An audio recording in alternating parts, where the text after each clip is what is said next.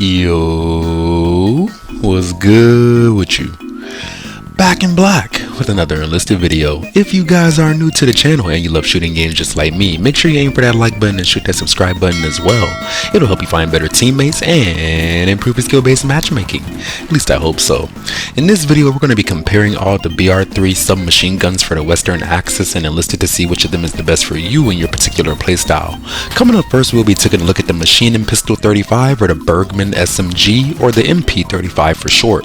Developed in 1932 by Emil Bergman, the weapon was used from 1935 up until 1945. During the war, about 40,000 were made in totality, with basically all of them being supplied to the Waffen SS. The MP35/1 in particular just refers to the manufacturing of the weapon being simplified over time, with specifics being mentioned by the enlisted description. Getting into the stats, we're getting a maximum damage of 6 per shot, which is actually going to be highest in the tier, taking 2 shots if you hit upper chest or head at 10 meters or less.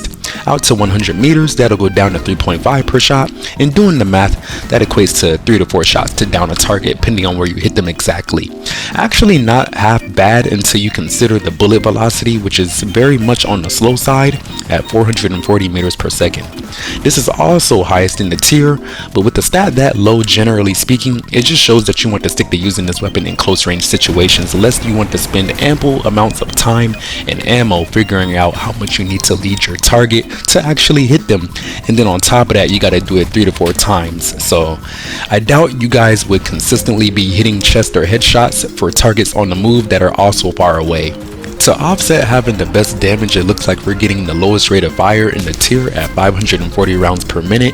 In the grand scheme of things, it's a decent number, slightly faster than the MP40, but considering that we're now in BR3 instead of BR2, you're more likely to come across firearms that can best you at close range because of said fire rate. So it becomes more alarming to miss any of your shots when also being shot at. Less margin for error, basically. Another note to consider for the MP35's fire rate is that it's one of those situations where you want to treat it like a grease gun and play around cover or close to medium range, if you will. 10 to 20 meters, if that makes any sense.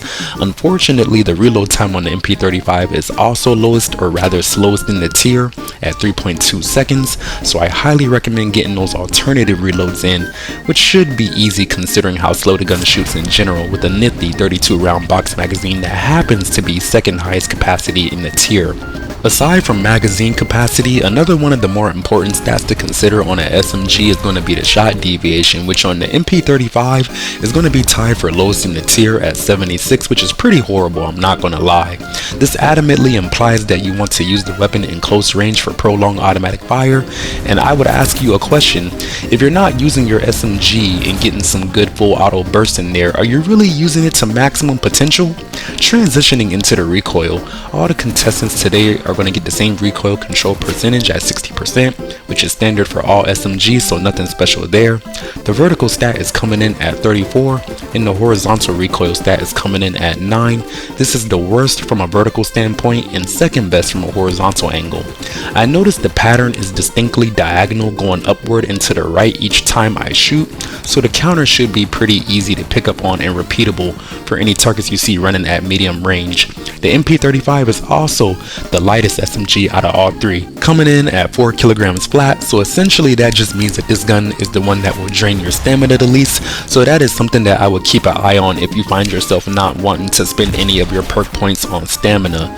The iron sights on the MP35 are pretty good in a general sense, but I would be remiss if I didn't mention the crazy visual recoil that bounces left to right and comes bundled along every time you fire the weapon, virtually making it unusable or almost unusable at medium to medium long range, even if you put it in semi-auto mode, which is something that is available on all the SMGs we'll talk about today. I know this may seem contradictory to what I said earlier as far as an assessment is concerned, because I know I told you earlier to use it like a grease gun at medium close range, but it seems that this weapon isn't really excelling on anything aside from the damage. So basically it's just a toss-up between whether you want to possibly die from the fire rate or possibly die at long range from not being able to hit your target. So that's why I say you kind of want to choose a middle ground when you use this weapon.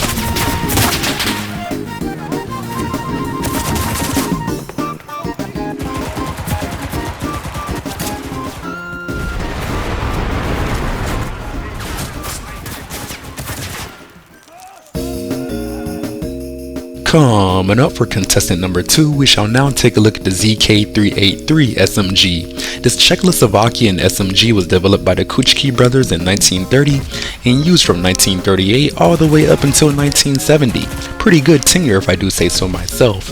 Similar to the early life of the MP35, only a small amount were produced in totality, with most of them going to the Waffen SS. In theory, it was supposed to function as a light infantry machine gun, hence the bipod, but we will see just how necessary that is soon enough.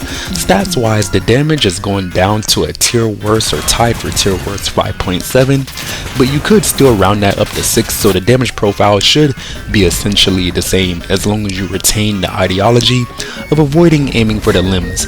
Out to 100 meters, that'll go down to 3.3 per shot, so you need at least 4 well-placed bullets to guarantee a kill.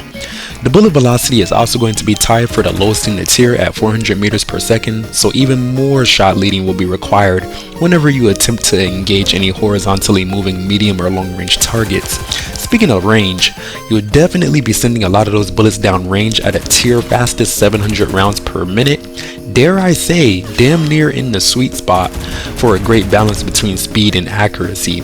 You will see exactly why I'm saying this more clearly as I continue, but we're also getting a tier best reload speed at 2.8 seconds, which is pretty good of course, but even faster when you do those partial reloads, which I highly recommend and can still be pulled off at a moderate rate with your 30 round box magazine. Lowest in the tier capacity wise, but still meeting the submachine gun standards we have today, so I'll take it. Getting back into what I was saying earlier about the enhanced accuracy, you should be ecstatic to see that we are getting a best in tier shot deviation at 62, which is winning by a large margin, mind you, so do notate that in your mind if you're looking for an SMG where every time you shoot it, essentially the bullets will go straight more often than not. Vertical recoil is coming in at a stat of 26, which is best in the tier, and the horizontal recoil is listed at 10, which is indeed the worst in the tier, but ever so ironically, I would ask you viewer to focus even harder on your screen and notice that the bullet patterns essentially go straight up with little to no horizontal pull at all, whether it be left or right, every time I shoot the weapon. Quite the conundrum, wouldn't you agree? But a positive discrepancy nevertheless. All that being said, I genuinely feel you don't even need to use the bipod on this weapon at all unless the very slight vertical recoil is still kicking your ass somehow. Although the Enlisted description describes the weapon as heavy, it's actually the second fattest child coming in today at 4.8 kilograms, so I wouldn't fret too much. Last thing to notate on this gun is going to be the iron sights, which I think they are, pretty good. I guess I would say very good, but they're nothing spectacular, and the rear sight is kind of bulky, but if you're using the gun in the appropriate ranges or mounted up for medium range, then you shouldn't really have any issues using this gun at all, if I do say so myself.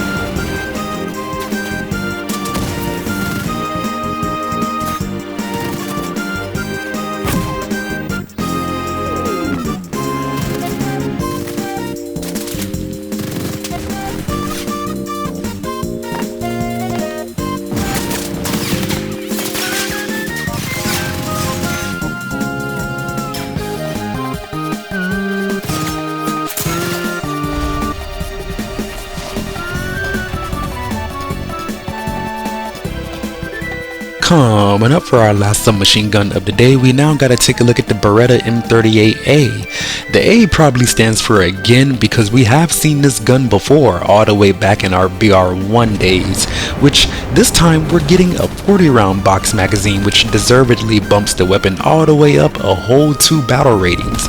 Ironically enough, this weapon was also used by elite German units like the SS and the paratroopers, What's different about the Beretta stats wise this time around though? I'll tell you, but really quick, you should know that the damage and the bullet velocity is exactly the same as the ZK383, which is tied for lowest in the tier. The rate of fire is second fastest in the tier at 600 rounds per minute, which is also, a very respectable speed. The same middle of the pack ideology can be found or applied to the reload speed, which is coming in at 2.9 seconds. And when you look at that reload speed again, you will realize that it's only losing by a very minuscule 0.1 seconds. So I would say it's a worthy trade-off, especially when you look at the BR1 version of the Beretta, which had a 2.4 reload speed. So again, you get an extra 20 bullets and you only lose 0.5 seconds on your reloading. So definitely worth it in the grand scheme of things. The shot deviation, however, is unfortunately tied for worst in the tier with the MP35 at 76, which ironically is worse than the BR1 version of the Beretta, which came in at 72. So I don't know exactly why that is, but whatever. The vertical recoil on the Beretta 40 round version comes in at 28, which retains that theme of being second best in the tier. However, the horizontal stat comes in at 8, which is ironic because theoretically, or I guess literally, that is the best horizontal stat that you could get. But when you're actually shooting the weapon, you'll see that it has a very similar behavior to the MP35 with that same diagonal recoil pattern that goes up and to the right. I suppose you could just chalk it up to another one of those enlisted situations where what you read isn't necessarily what you get when you're playing the game. But aside from that, the Beretta is the heaviest gun in the competition today at 5.2 kilograms. I'm sure a lot of that could be attributed to the larger magazine size. So again, I would say it's a worthy trade-off. Just be wary that, basically you want to be cognizant of what perks you choose if you plan on using this gun. It will drain your stamina the most. Of course, the last thing we got to talk about is the iron sights, and I retain the same opinion that these are very, very good iron sights, very easy to use at any range. And it kind of makes me wonder why they didn't use these same type of iron sights for the Armaguerra rifle. But yeah, man, overall, this is one of those times where I think we have two guns that are damn near neck and neck on overall effectiveness, but it really just depends on what you look for most when it comes to using submachine guns. Coming in last place is easily going to be the MP35. It may sound ironic when you consider the damage and the bullet velocity being the best out of all three, but that's literally the only thing that the gun has going for it for real. And that two-shot potential with a slow fire rate becomes less and less useful as you move up the BRs. Not to mention that ghastly visual recoil. The gun could at least use a buff in that department, if not an actual stat buff overall. Second place may sound a little sacrilegious to a lot of you, and it was a hard choice to make for me as well, considering the performance that I had with it, but I gotta go with the Beretta M38A. For the simple fact that when you line both of these guns up, that being the Beretta and the ZK383, you're only getting one notable advantage with the Beretta, and of course the main draw of that weapon is going to be the 40 round box magazine. That can potentially get you 3 more kills per mag. But when you consider the shot deviation that is a whole 14 points higher in the horizontally inclined recoil, I think the average person would have a far better experience with our first place winner, which is going to be the ZK383. This weapon has to be underrated because I honestly don't see it that much in my games, and it wins on almost all important stats aside from mag size and damage, and even then it's only losing by a smidge on the damage. This gun easily has the best recoil experience as well, despite what the stats says, and that makes it a pretty compelling sell. The iron sights aren't necessarily better than the MP35 or the Beretta by much, but again, it is a submachine gun, so if you're using it at closer range more often than not, you should be okay. In those rare times you do use it at medium range, you have a bipod to help you out, which no other submachine gun has in the tier that we talked about today. So exactly my point. But yeah, man, what do you guys think? At the end of the day, these are just my personal opinions. I am hoping with the combination of my gameplay and my explanations, you can decide for yourself which BR3 SMG is best for you to spend your silver on buying over and over again, and upgrading over and over again as well for your assaulters. If you made it this far, let me know by aiming for that like button and shooting that subscribe button as well. Help you find better teammates and improve your skill-based matchmaking. I am curious, out of all three of these submachine guns, which one is your personal favorite? And I also want to know if you guys would consider any buffs to the MP35 and what buffs you would consider, if any at all. But yeah, man, other than that, like I said, I do appreciate you guys very much for watching, and yeah, hope you have a lovely rest of your day. Black Guy out.